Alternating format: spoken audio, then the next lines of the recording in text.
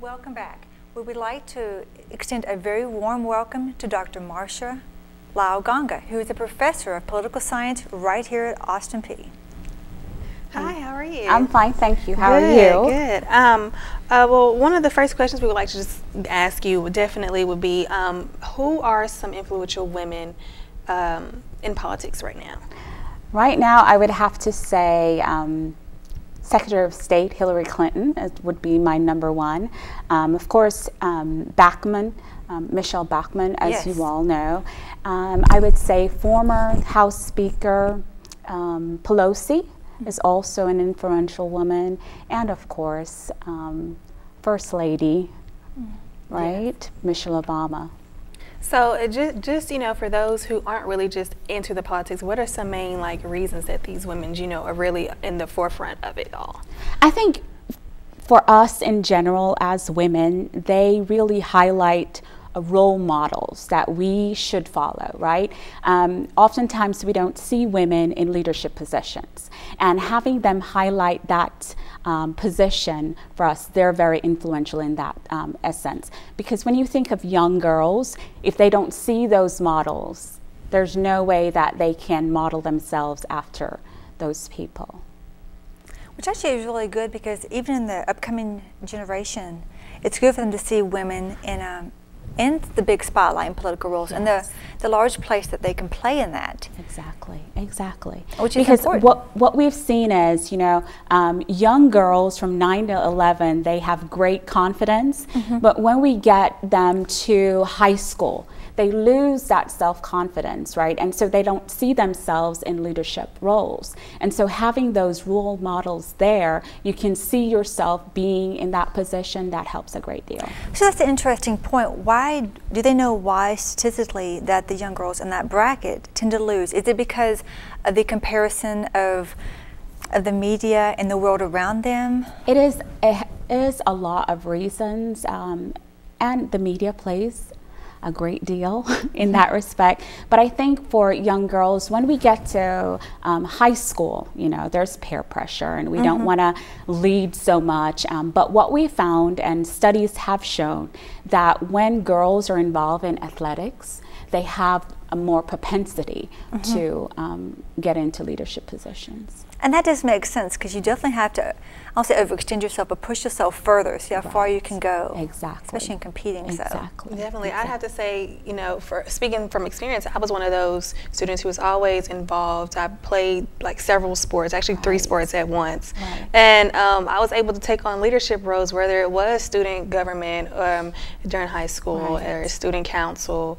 So that really helped me and prepared me to take on those roles. And it built your self-confidence. Right, it does. Which is very necessary if you're going to be running for a political office, no matter what level, if it's county, state, or even national. Yes, right? yes, definitely. We hope, yes. Yeah, which will be amazing one day. Yes. But what are some general facts and history about women in politics that you can share with us? Well, currently we only have, and I hate to say, only 16.8% women in our U.S. Congress, right? So when you think about the 535 potential positions, we only equate to 90 women. So in that essence, we need more women in U.S. Leadership positions. When you look at the state-wide legislature, we have about 23.7%. So on a whole, and when you look at the state of Tennessee, Tennessee is actually doing better in terms of women in leadership positions, that they have 18.8% women in the Tennessee legislature. So we're a little bit better than the national government. Wow. So I would like to see that increase a great deal. Yeah. But I wonder, do you happen to know the year that a woman first entered the realm of politics?